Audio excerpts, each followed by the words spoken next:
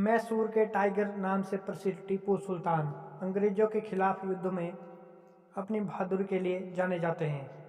मैसूर के सुल्तान हैदर अली के सबसे बड़े बेटे के रूप में टीपू सुल्तान 1782 में अपने पिता की मृत्यु के बाद सिंहासन पर बैठे थे।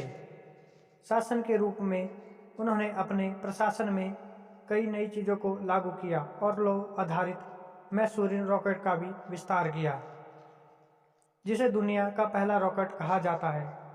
उनके पिता फ्रांसीसी के साथ राजनयिक संबंध थे, जिसके कारण टीपू सुल्तान को फ्रांसीसी अधिकारियों से सैन्य प्रशिक्षण भी मिला था। शासन के बाद अंग्रेजों के खिलाफ उन्होंने फ्रांसीसी के साथ मिलकर अपने संघर्ष में पिता की नीति को जारी रखा था। टीपू सुल्तान का एक नाम और है, उन्हें मैसूर के टाइगर्स के नाम से भी बुलाया जाता है। उन्होंने टाइगर को अपने प्रशासन के प्रतीक में रूप में अपनाया था। इतिहास के अनुसार एक टीपू सुल्तान एक बार फ्रांसीसी मित्र के साथ जंगल में शिकार कर रहे थे। तब बाघ उनके सामने आया। उनकी बंदूक काम नहीं कर पाई और बाघ उनके ऊपर कूद गया और बंदूक जमीन पर गिर गई। वह बिना डरे कोशिश करके बंदूक तक पहुंचे, उसे उठाया और बाघ को मार गिरा। तब से उन्हें मैसूर के टाइगर से भी बुलाया जाने लगा। टीपू सुल्तान का पूरा नाम सुल्तान फतेह अली खान साहब था। ये नाम उनके पिता ने रखा था। टीपू सुल्तान एक बादशाह बनकर पूरे देश पर राज करना चाहते थे, लेकिन उनकी ये इच्छा पूरी नहीं हुई। टीपू सुल्तान ने 18 वर्ष की उम्र में अंग्रेजों के विरुद्ध पहला युद्ध जीता था। टीपू सुल्तान के शासनकाल में 3 बड़े युद्ध हुए और तीसरे युद्ध में वे वीरगति को प्राप्त हुए। टीपू सुल्तान की पहली लड़ाई द्वितीय आंग्ल मैसूर थी, जिसमें उन्होंने मैंगलोर की संधि के साथ युद्ध को समाप्त किया और सफलता हासिल की।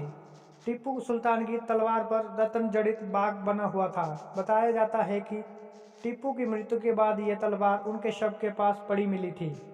1782 में टीपू के पिता की मृत्यु के बाद 1783 में अंग्रेजों ने कोयम्बटूर पर कब्जा कर लिया था, लेकिन 1784 में टीपू ने फिर अंग्रेजों से मंगलोर को वापस ले लिया।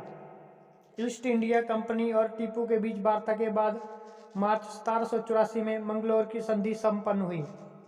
उनकी सेना का साप्ताहिक बुलेटिन जाम-ए-जहां-नुमा 1823 में शुरू किया गया था। यह एक उर्दू अखबार था। टीपू सुल्तान की तलवार का वजन 7 किलो 400 ग्राम है। आज के समय में टीपू की तलवार की कीमत 21 करोड़ रुपए है। टीपू सुल्तान दुनिया के पहले रॉकेट आविष्कारक थे।